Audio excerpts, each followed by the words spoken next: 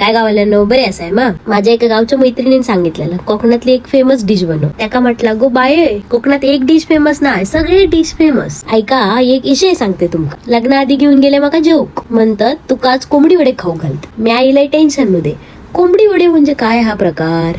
पण खरा सांगा काय तो भारीच प्रकार, जाम आवडला मका. म्हटला ताज बनवूया आज. माझ्या तोंडात चव इलेली तो वेगळा विषय. कोंबडी वडे करूचा मेन विषय काय हा, तो वड्याचं पीठ. वड्याचं पीठ तर माझ्याकडं नव्हता आणि मी काय दुकानातलं वापरणं नाही. वड्याचं पीठ म्हटला की डोक्यात नाव कोणाचं येतात, ते यांच्या दहीसरच्या मावशीचं. लायले मावशी आणि चांगले मग वड्याचं पीठ होया. मावशी मनाक लागली पाटे उद्या घोक देतय. मावशी नव्हता दहीसरला. जाणार कोण, बरोबर ओळखलंय तुम्ही गो. ह्यांका लाडीगुडी लावूया म्हटला, पण हे ऐकतात म्हणतात कसे डील होई मग डील. मग ठरलं डील करूची. डील काय माहित हा, सुक्यावाला आणि 25 वडे खातले म्हणे. चला डील मंजूर म्हटला. माझा काम झाला. ह्याकाच म्हणतात प्रयत्नांती परमेश्वर. मग आता परमेश्वर पावलो आणि चिकन वडे खाऊ घावलो.